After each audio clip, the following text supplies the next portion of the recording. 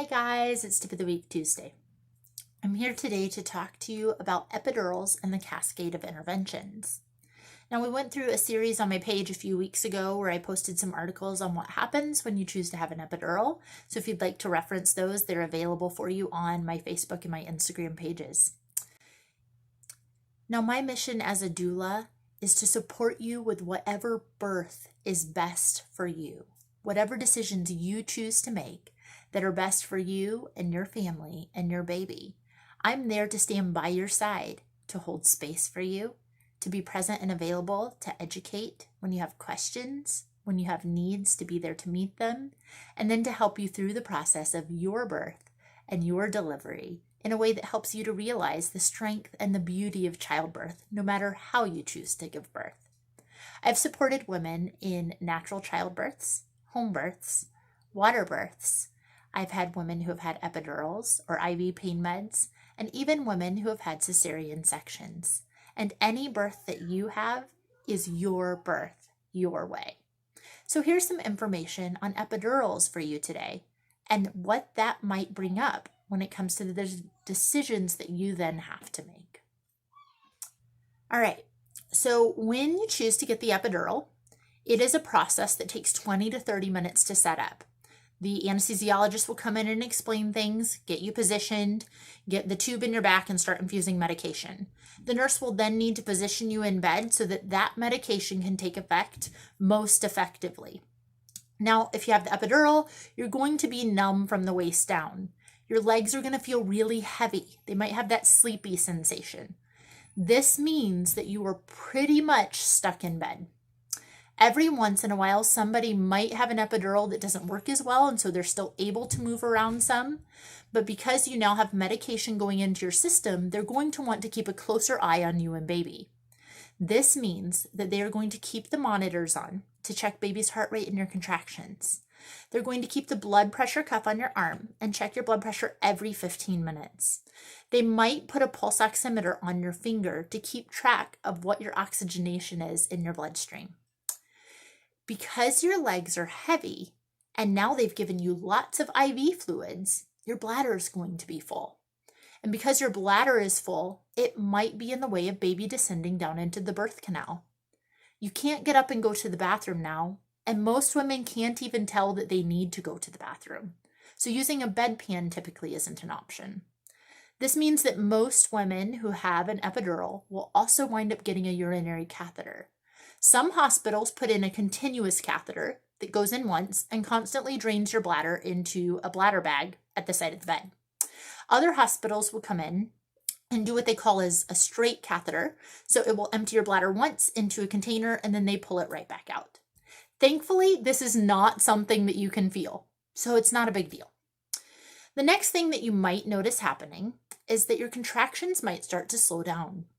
The medication that comes into the epidural catheter, it numbs you, but it also relaxes all of your smooth muscles. The uterus is a smooth muscle, so it might slow things down a bit. Your doctor may come in and check you after a while and suggest either breaking your water or starting up Pitocin to try to keep your contractions going. When you're on the epidural, most anesthesiologists don't want you to eat. There is a slightly higher risk of having a cesarean section when you have an epidural. And because of that, they don't want anything on your stomach. Well, here's a key factor here. An average labor burns about 3,000 calories. That's akin to running a marathon. And if you don't eat at all, your body is not going to have the sugar that it needs, therefore the energy that it needs to keep producing contractions or to push your baby out when it's time. So one of the things that you might want to consider is requesting juices if they will allow you to have clear liquids or something with sugar in it so that you can keep your energy up so you can have what you need when it comes time to push your baby out. The next thing you might encounter is once it's finally time to push, you might not know where to put that energy and effort. It's really hard to know where to put that focused energy and effort when you can't feel anything between your legs. So follow the doctor's instructions, and at times they may even have to put a little bit of manual pressure on your perineum just so you can tell exactly where that push should go. One more note on pushing. Because you can't feel your contractions, you don't know when they start, when they stop, how long they last, or where exactly to push, you're probably going to have to listen to instructions. And many doctors and nurses do the traditional 10-second hold your breath push. So if that's something that you want to avoid, you may have to speak up in that way. Make sure that you request the ability to drink clear fluids with sugar in them in order to keep your energy up. One other option you may want to consider is requesting that your doctor turn your epidural down or off when it comes time to push. This way, you can feel the beginning and the end of your contractions and work with them, your body, and your baby in the best way possible to get that baby delivered. When it comes time to push, many women who have epidurals find themselves stuck on their back. One of the reasons is it's just hard to move.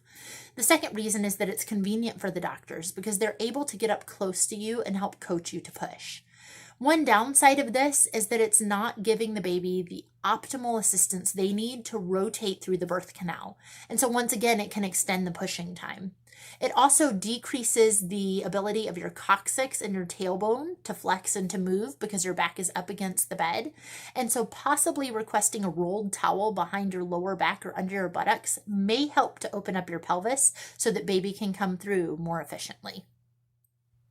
So I hope you found this video helpful in giving you the education and information you need to know what to expect should you choose to have an epidural.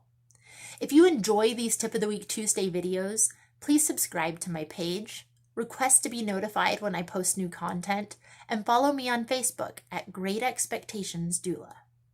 Hope you have a great day.